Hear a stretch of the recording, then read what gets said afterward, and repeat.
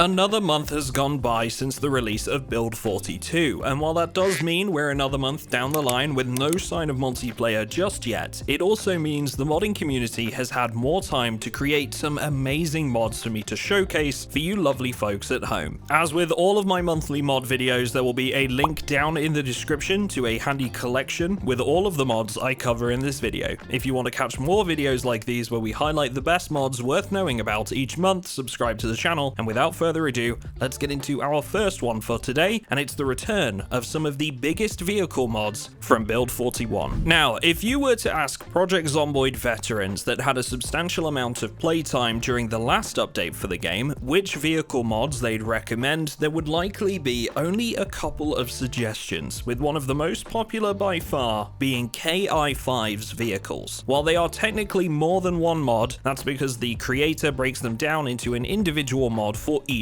vehicle. KI5 has clearly been extremely busy lately, because out of the 68 vehicles his collection totals to, he's already updated over half of them at the time of making this video and continues to add more on a regular basis. Chances are by the time you watch this, there's likely at least one or two more that have been added since. Now, if you haven't been able to give these vehicles a try in the past, they are definitely a slightly different vibe to the vanilla vehicles, but that's certainly not a bad thing in this case. The proportions are better, the textures more detailed, and there are several variants to each vehicle you'll find with these mods running. You can go all the way from a 1963 Volkswagen Beetle all the way up to the likes of a 1967 Shelby GT500, and if neither of those are to your taste, there's always the fan favorite Street Sweeper that is fully functional and capable of clearing debris, bodies, or other trash items from the road underneath it. Oh, and if that wasn't enough for you already, they are all fully animated vehicles, and you can upgrade them with customized armor or utility items like roof racks, bull bars, and more. KI5 still stands as one of the best vehicle mods available for Build 41, and now it's back for Build 42, so it is a great time to add it to your playthrough. Okay, so we've got you some new flash cars to be driving around in, but how about a visual upgrade for when you get behind the wheel? This mod is called New Car Dashboard, and just like the name suggests, it brings a brand new look to the user interface when driving a vehicle. Personally, I think it helps make driving feel a little bit more realistic, and it has a couple of nice quality of life improvements too. Let's take the fuel gauge for example. Rather than the vanilla version where you just have the little indicator, you now also have a color-coded bar that will help easily identify where you're at from a glance. This is one of those mods that, sure, you can absolutely live without, but definitely upgrades the vanilla experience. Okay, last mod for all things vehicles, and then we'll move on to something entirely different. Next up is the driving skill mod, which is actually a really interesting concept that I could see being added to the game in some way later down the line. Essentially, this mod brings some progression to the act of driving vehicles using the already established skill system in Project Zomboid. The more you drive, the more your skill level builds, and the more proficient you'll become. You'll begin to see scaling buffs like increased brake power, reduced engine noise, and crash damage, and even an increase to maximum speeds. Honestly, with all the stuff that has skill levels attached to it in Project Zomboid already, I'm kind of surprised we haven't just got this as part of the standard game yet. It makes a lot of sense really when you think about it. Now, if we could somehow add things to a mod like this, such as average fuel consumption or turning responsiveness, I'd really be happy with that and consider a driving skill fully done and finished. Anyway, for now, this mod covers most bases if you're a fan of skills and extra progression, so you might want to give it a try if you find yourself being the designated driver more often than not. Alright, so as promised, we're moving away from cars now and onto something entirely different with our next mod for today, and that's the Caster Plus Fishing mod, which aims to bring a lore-friendly expansion to the very popular survival skill. The mod's biggest addition is probably the 15 new types of fish that you can catch, all of which are based on actual Kentucky wildlife, according to the mod's workshop page. But that's not where things end. You'll also be able to find 2 new types of fishing rods, 8 new fishing lures and bait types, 6 new clothing options centered around fishing attire, and 34 fishing trophies that you'll be able to mount on the wall of your safe house to show off your prized catch. On top of all of those features, the modder has even added a couple of Easter egg items that you can fish up, but I won't spoil those for you as I'm sure you'd prefer to go and find them for yourself. I really do love this this mod. Fishing has always been one of my favorite skills in Project Zomboid, and Build 42 has only added to that experience. This mod helps flesh out that system even more and adds a little bit more enjoyment and fun to the whole process. Now, I've always been a fan of mods that clean up the UI a little in Project Zomboid because it's definitely a part of the game that hasn't always been the best to look at least in my eyes. As such, in my last mods video, we looked at a mod called Clean UI, which updates the inventory panel and brings in a bunch of other customizable aspects too. That same modder has been busy in the last couple of weeks and has now uploaded their latest creation, the Clean Hotbar mod. One of my favorite things about this one is that not only do you get a clear display of weapon durability or ammo count if you're using a firearm, just like with previous similar mods that we've seen before, but you also get a visual representation of sharpness as well. This helps you understand the maximum sharpness that you can now reach, as well as where the current sharpness of your weapon is sitting. There are various animations attached to things like durability loss or drinking from a container, and on that note, while we're talking about drinks, you can actually identify what kinds of liquid you have in a container that's attached to your hotbar as well with this mod. It really has been well thought out and provides what I believe to be a much more preferable alternative to the standard UI. If the default look from this mod isn't to your liking, you can always resize the hotbar yourself, enable or disable certain elements of the display, and more with the customization options available. Oh, and lastly, if you use the mod Reorder the Hotbar, this mod is compatible with that too. Okay, so I think we need something a little fun, a little bit outlandish for our next one. Something cultural, something artistic that ebbs creativity from every pore and crevice. Oi! Yeah! Oi, you lot! Yeah, that'll do, I suppose. All of a sudden I've got an awful craving for a good cuppa. Anyway, this is the Tommy Londoner voice mod, and as Tommy has so kindly demonstrated already, it replaces many of the common voice lines with something more reminiscent of Billy Butcher, or that guy everyone calls Bazza from down the pub. I really can't talk this one up too much, it says everything it needs to itself, so rather than me yap on at you anymore, here's some of the best audio clips I had from this mod while recording this video with a suitably patriotic backing track. Over here! Here, you bloody slags! Come on! Oi! Come here, you slags! Oi! You slags! Come have a butcher's! Up next in today's video, we're taking a look at yet another mod that attempts to reimagine the vanilla inventory system for Project Zomboid. Rather than the usual list view that the inventory uses in vanilla, this mod instead opts to group items together in their usual categories, then display icons in rows. The idea is for each of these items to be easily identifiable at a glance with a clear sorting system, and to be honest, I think this mod achieves that. Now, this mod is called Inventory Reinvented, and if you're looking for something to replace the standard setup, maybe you're not a huge fan of the vanilla UI, this one might be worth a go for you. With over 14,000 subscribers since it was uploaded in January, it's already proven very popular amongst the community, and we can see why. Okay, we've got a mod for the base builders and stay-at-home survivors in the next one. You may have noticed that some buildings in the game, especially those that were overhauled or are new implementations as of Build 42, come with gutters and pipes like these ones, but right now they serve no purpose. Well, that is until this mod got involved. This is the mod Functional Gutters,